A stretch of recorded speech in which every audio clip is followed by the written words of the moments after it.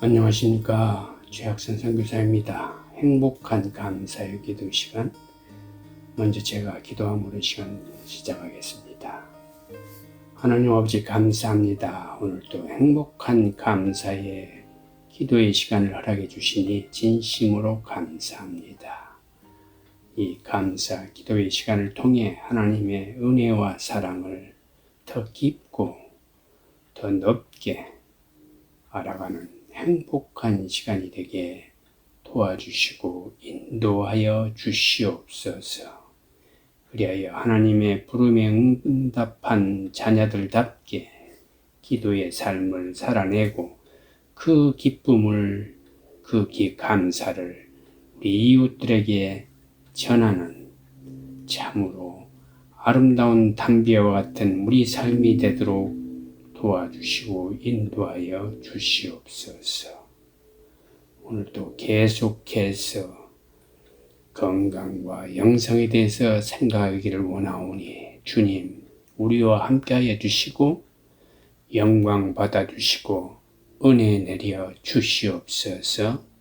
주님께서 우리의 기도에 응답해 주실 줄 믿고 이 모든 말씀 우리 주 예수 그리스도의 이름으로 간절히 기도하옵나이다.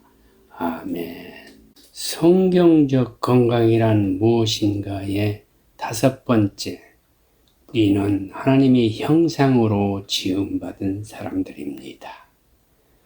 우리 인간은 하나님의 창조의 극치요 절정입니다.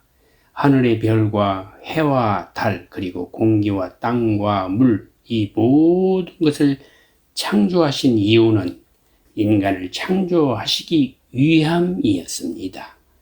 하나님께서 인간이 외롭거나 배고프지 않고 건강하고 행복한 삶을 살도록 자연과 더불어 완벽한 교제를 하도록 만들어 주셨습니다. 우주 만물을 먼저 창조하시고 그 다음 인간을 만드신 이유는 사람이 제일 중요하기 때문입니다. 우주 만물과 지구를 만드시고 인간이 건강하게 살 수 있는 환경을 모두 만드신 후에 마지막으로 창조의 꽃인 인간을 만드신 것입니다. 창세기 1장 26절에 하나님이 이르시되 우리의 형상을 따라 우리의 모양대로 우리가 사람을 만들고 그들로 바다의 물고기와 하늘의 새와 가축과 온 땅과 땅에 기는 모든 것을 다스리게 하자 하시고, 성경은 하나님께서 사람을 창조하시는데 3가지 특별한 점을 말씀하고 있습니다. 첫째로 다른 것을 만드실 때와 달리 삼위 하나님께서, 즉 성부 하나님, 성자 하나님, 성령 하나님께서 의논이 있었다는 것입니다. 둘째는 하나님의 형상에 따라 사람을 만드셨다는 것입니다. 이것이 창조의 절정이요 인간의 가치입니다. 이것은 하나님의 형상을 되찾아야 할 책임이 우리에게 있음을 알려주는 대목도 됩니다. 셋째로 하나님께서 사람으로 하여금 이 세상에 있는 모든 것을 다스리게 하신 것입니다. 이것이 바로 인간의 모습이요 우리의 지위입니다. 하나님은 영이시기 때문에 형상이 없습니다. 그렇다면 하나님의 형상을 따라 사람을 만들었다는 것은 도대체 무엇을 뜻하는 것입니까? 먼저 하나님의 형상이라는 것은 외적인 형태나 모양을 말하는 것이 아닙니다. 만일 하나님의 형상이 외적인 형태와 모양을 말한다면 인간과 비슷한 육체를 가진 원숭이나 침팬지 같은 짐승들도 하나님의 형상이라고 해야 합니다. 왜냐하면 사람들 중에 원숭이의 버금가는 얼굴이나 체형을 가진 사람들이 있기 때문입니다. 하나님은 육신을 가지신 분이 아니십니다. 하나님은 영이십니다. 그래서 인간들의 오성으로는 하나님을 인식할 수가 절대 없는 것입니다. 그런 연유로 하나님께서 보이지 않는 하나님을 인간들에게 설명해 주라고 예수 그리스도에게 육신을 입혀 이 땅에 내려 보내신 것입니다. 눈에 보이는 하나님의 형상이신 예수 그리스도야말로 우리가 배우고 인식하고 분석할 수 있는 하나님의 형상인 것입니다. 콜로새서 1장 15절입니다. 그는 보이지 아니하는 하나님의 형상이시요 모든 피조물보다 먼저 나신 이시니. 히브리 1장 3절에도 이는 하나님의 영광의 광채시요 그 본체의 형상이시라. 하나님의 아들 예수 그리스도가 하나님의 형상이십니다. 그런데 하나님은 우리 인간도 하나님의 형상으로 만드셨다고 하십니다. 애초에 하나님께서 인간을 만드신 목적은 하나님의 아들 예수 그리스도와 같은 또 다른 아들들을 많이 만들어서 그 성자 예수님과 함께 만물의 왕을 삼아 하나님의 피조 세계를 다스리게 하신 것입니다. 그리고 그 다스림 속에서 하나님의 영광을 드러내시겠다는 것입니다. 그런데 인간의 타락으로 말미암아 그 목적이 무산되었는가 싶었는데 예수 그리스도의 십자가로 말미암아 그 목적이 이루어졌습니다. 따라서 우리 성도들의 구원의 목표 지점은 보이지 않는 하나님을 보이는 형상으로 내려오신 예수 그리스도를 본받아 훼손된 하나님의 형상을 회복하여 원래 창조의 목적으로 돌아가는 것입니다. 로마서 8장 29절 하나님이 미리 아신 자들을 또한 그 아들의 형상을 본받게 하기 위하여 미리 정하셨으니 이는 그로 많은 형제 중에서 맏아들이 되게 하려 하심이니라. 하나님은 영이신데도 우리가 하나님의 형상과 모양대로 만들어졌다는 말에는 영이신 하나님과 육을 가진 우리 사이에 특별하고도 깊은 유사성과 연관성이 있다는 의미가 담겨 있습니다. 하나님을 모델로 삼아서 우리를 찍어내셨다는 것입니다. 형상이 무엇입니까? 형상은 원래 본체와 아주 비슷하게 만든 어떤 것입니다. 형상은 본체가 아닙니다. 그러나 본체를 모방해서 거의 똑같이 만든 것입니다. 첫째로 사람이 하나님의 형상대로 지음을 받았다는 것은 사람이 이성, 즉 생각하고 판단할 수 있는 능력을 하나님으로부터 부여받았다는 것을 뜻합니다.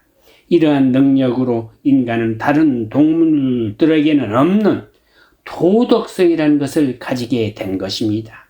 많이 훼손되기는 했지만 인간은 선과 악을 분별할 줄 알고 선을 행할 때는 기뻐하며 악을 행할 때는 괴로움을 느끼기도 합니다. 뿐만 아니라 도덕적인 삶을 추구하기도 하고 사랑과 용서와 인내의 모양을 보여주기도 합니다.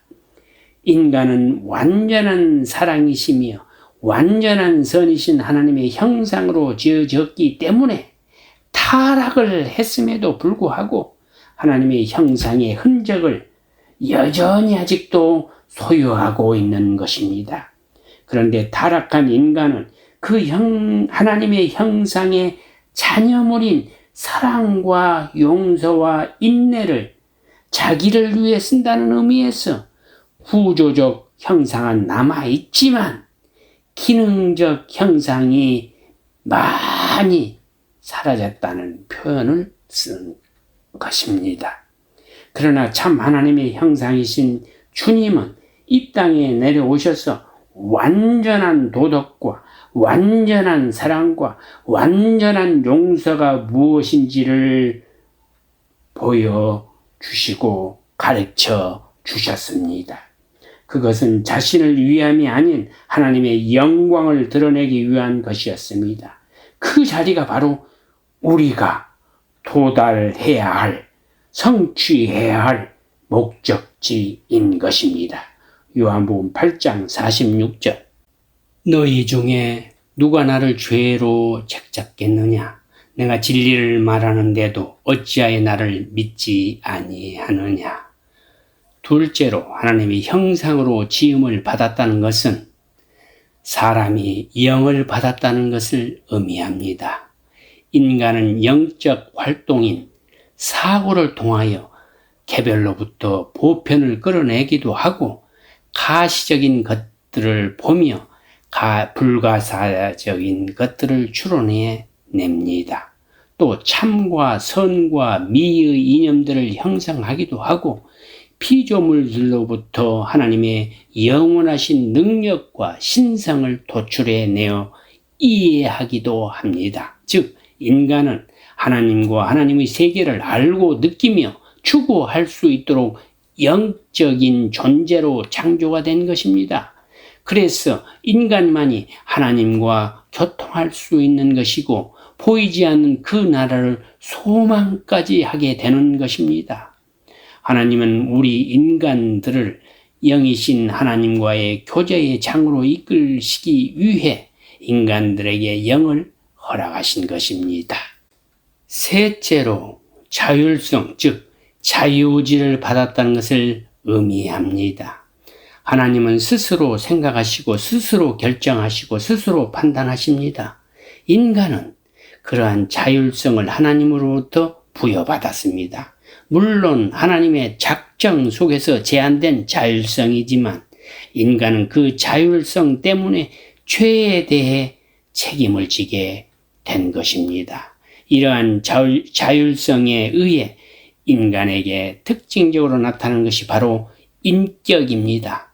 인간은 하나님에 의해 강제로 움직여지는 로봇이 아니라 그 인격을 인정받은 독립된 개체라는 뜻입니다.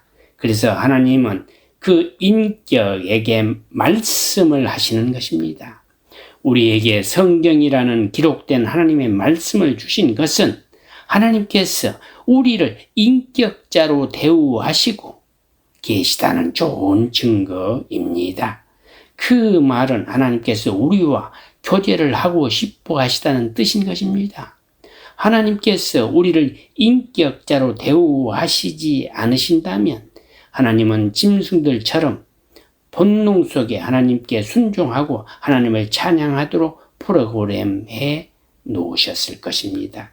그런데 하나님은 말씀으로 그의 백성들을 설복시켜 가십니다. 하나님의 형상이신 우리 주님은 스스로 생각하시고 스스로 결정하셔서 하나님의 생각과 계획에 정확하게 일치하는 삶을 사셨습니다. 우리 성도들이 지향해야 하는 목표 지점이 바로 그곳입니다. 억지로 강제로 시켜서가 아니라 이성과 인격 속에서 자발적으로 하나님의 선하심에 합의를 하게 되는 그 지점까지 가는 것이 신앙생활을 통해 우리 성도들이 도달해야 할 목표 지점인 것입니다. 그 목표 지점이 바로 우리가 건강하게 사는 지점입니다. 우리 성도들은 이제 하나님의 형상을 회복할 수 있는 은혜를 입은 사람들입니다. 그래서 우리는 이 시공 속에서 죄로 말미암아 찢기고 훼손된 그 하나님의 형상을 회복해 나가야 하는 것입니다. 우리 속에 회복된 작은 불씨 같던 하나님의 형상은 우리의 신앙생활의 순종을 통해 무럭무럭 자라나게 되는 것입니다.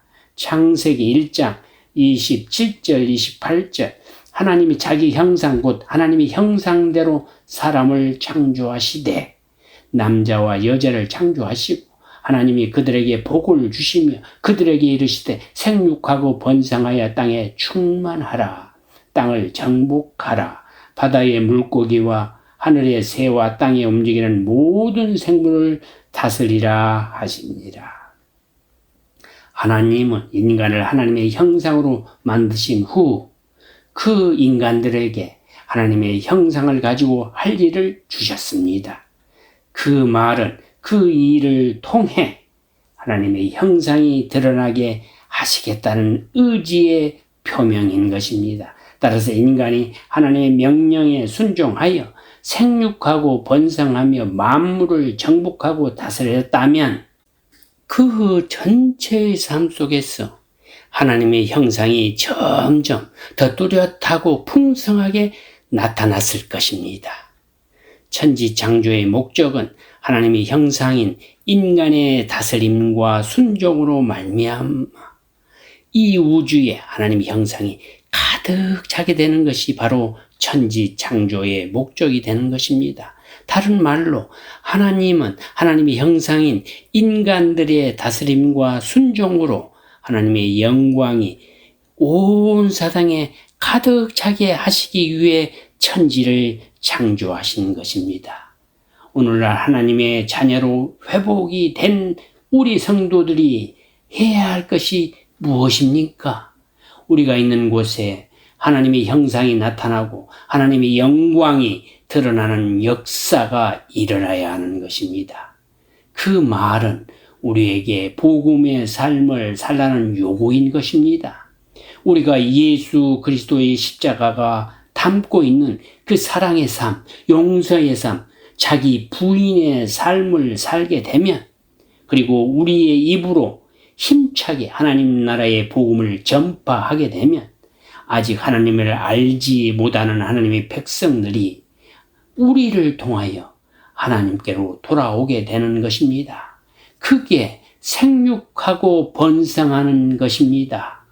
거기에서 바로 하나님의 형상과 영광이 나타나게 되는 것입니다. 우리는 그저 하나님의 성품인 사랑과 용서와 자비와 궁일과 온유의 삶을 살아내었는데 그 하나님 나라의 삶의 모습을 통해 하나님의 자녀들이 이 땅에 번성하고 충만하게 된다는 것입니다. 그게 바로 하나님의 형상을 드러내는 성도의 삶인 것입니다. 우리 인간은 하나님의 형상대로 지음을 받았습니다. 이는 성경이 말하는 완전히 건강한 모습과 상태입니다. 그런데 죄로 인해 인간에게서 하나님의 형상은 찢기고 훼손됩니다. 하지만 하나님의 형상, 그 자체이신 예수 그리스도로 말미암아 우리 인간은 하나님의 형상을 회복할 수 있는 길이 열렸습니다. 이제 우리는 찢기고 훼손된 그 하나님의 형상을 회복해 나가야 하는 것입니다. 이것이 바로 성경적 건강이요 건강한 삶인 것입니다. 사랑하는 여러분, 인간의 건강을 위해 만들어주신 우주를 한번 생각해 보십시다. 하나님이 창조하신 우주, 신비와 경이로움 그 자체입니다. 이 우주를 우리를 위해 만드셨다니 실로 놀라지 않습니까? 감사하지 않을 수 있습니까? 우주는 은하들로 구성되어 있답니다. 은하란 수많은 행성, 즉 별들이 모여 있는 것을 말합니다. 이 은하가 모여 중력으로서 서로의 주위를 도는 은하군을 은하단이라고 한답니다. 이 은하단은 우주에 골고루 퍼져 있는 것이 아니고 비누 거품처럼 중간중간에 공간을 비워두고 모여 있답니다. 따라서 우주 공간에는 물질이 없는 아주 커다란 동공들이 있습니다. 우주에는 은하가 2천억 개, 10의 22승 개가 있다.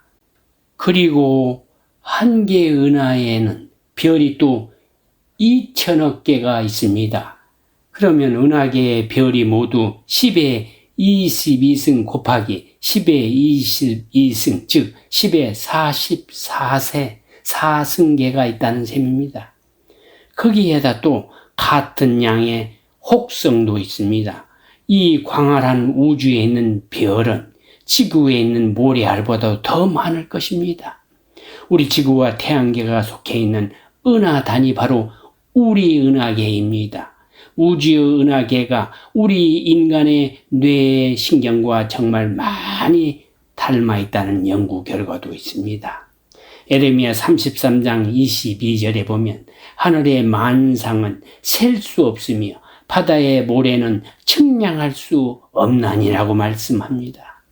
밤하늘을 향해 팔을 쭉 펼쳐 동전 하나로 당신의 시야를 가려보십시오. 그러면 동전은 1500만 개의 별을 우리 눈에서, 우리 시야에서 사라지게 한다는 것입니다. 창세기 22장 17절에는 내가 내게 큰 복을 주고 내 씨가 크게 번성하여 하늘의 별과 같고 바다의 모래와 같게 하리니 라고 말씀하고 있습니다. 하나님께서 아브라함에게 복 주시겠다고 하는 장면입니다. 재미있는 사실은 과학자들이 바닷가의 모래수를 조사했더니 놀랍게도 10의 2승계가 정도 된다고 말합니다. 우주의 나이는 158억 년으로 추정됩니다. 하지만 시간이 좀 지나면 158억 년의 나이도 점점 달라질 가능성이 높습니다. 계속해서 우주의 나이가 커지고 있기 때문입니다. 90억 년이라고 했던 적이 있습니다. 그러다가 110억 년, 124억 년, 134억 년, 150억 년, 158억 년이라고 말하고 있습니다. 여러분, 우주의 지름은 최소 1600억 광년일 것으로 예측하고 있습니다. 1광년은 빛이 1년 동안 가는 거리를 말합니다. 빛이 1600억 년 동안 가면 우주의 끝에서 끝으로 갈 수 있다는 말입니다. 이것도 추측일 뿐입니다. 상상할 수 없는 거대한 공간입니다. 우주의 거대함이 상상이 여러분 가십니까? 하물며 어떻게 수십억, 수천억 개의 별들이 그렇게 제자리를 지키며 정확한 궤도로 돌고 있겠습니까? 어떻게 지구를 비롯한 그 무거운 별들이 허공에 떠 있습니까? 왜 그 별들은 만유인력의 법칙을 거스리며 그렇게 공중에 매달려 있습니까? 그것들을 창조하신 전지전능하신 하나님께서 지금도 그 만물을 붙들고 계시기 때문이 아니겠습니까? 우주는 마치 거대한 생물처럼 서로 유기적으로 묶여 있습니다. 질량과 거리, 만유인력 등의 역학 관계에 의해 우주는 서로 의존적으로 존재하고 있습니다. 행성이 하나라도 그 궤도를 이탈하면 전체 우주가 혼란 속으로 빠져들게 됩니다. 이 세밀하고 치밀하기까지 한 우주가 빅뱅에 의해 우연히 탄생했으며 우연히 움직이고 있다고 믿는 사람들의 그 믿음이 오히려 신기하기만 하지 않습니까? 우연이라고 생각하는 그 사람들의 생각이 과연 옳을까요? 이 우주는 알면 알수록 어떤 창조주가 완벽한 설계도를 가지고 완벽한 궤가에서 만들어내고 운행하고 있다는 사실을 부인할 수 없게 합니다. 이 우주가 왜 창조되었습니까? 이 모든 것을 누가 만들었습니까? 우리가 알고 있는 하나님이십니다. 이것이 진리입니다. 바로 우리를 위해 창조하신 것입니다. 어찌 하나님의 그 놀라운 은혜에 감사하지 않을 수 있겠습니까? 위대한 과학자로 만유인력의 법칙을 발견한 아이삭 뉴턴은 다음과 같이 고백하며 간증했습니다. 나는 만환경을 통하여 수백만 마일 떨어진 저 먼 우주 공간을 바라볼 수 있습니다. 그러나 내가 만안경을 놓고 내 방에 들어가서 문을 닫고 무릎을 꿇어 열심히 기도할 때면 만안경으로 볼 때보다 훨씬 더 분명한 하늘을 볼 수 있고 하나님께로 더 가까이 갈 수 있습니다. 시편 145편 10절입니다. 여호와여, 주께서 지으신 모든 것들이 주께 감사하며 주의 성도들이 주를 송축하리이다. 사랑하는 여러분, 우주에 무한한 그 우주를 생각할 때 이 조그마한 지구 땅, 아니 그것도 이 남과주, 아니 이 내가 속해 있는 이 방, 아니 그 중에서도 정말 작은 나를 생각할 때 감히 우리가 하나님을 송축하며 감사하지 않을 수 있을까요? 겸손히 우주를 생각하며 이 모든 것을 생각하며 창조주 하나님께 겸손히 감사하며 은혜에 찬송하는 우리 모두가 될 때에 참으로 건강한 인간으로 회복되며 다시 한번 주님의 은혜에 감사하는 우리 모두가 될 수 있습니다. 오늘 밖에 나가서 저 하늘과 저 자연과 우주를 보면서 나의 연약함과 나의 죄됨과 나의 정말 부족함을 느끼면서 하나님의 그 광활한 사랑과 자비와 능력에 감사하는 하루가 되시기를 간절히 소망하며 오늘 말씀을 마칩니다. 감사합니다. 네, 행복한 감사 기도와 감사 운동에 대해서 알고 싶으신 분은 꼭 연락 주시길 바랍니다. 감사에 관한 질문이나 의견 등 그 어떤 것도 좋습니다. 감사학교 프로그램도 진행하고 있는데요. 관심 있는 교회와 성도 또 단체와 기업은 연락 주시기를 바랍니다. 연락처는 최학선 선교사님 714-392-3229 714-392-3229번 또는 이메일 주소 ddschoi@hotmail.com입니다.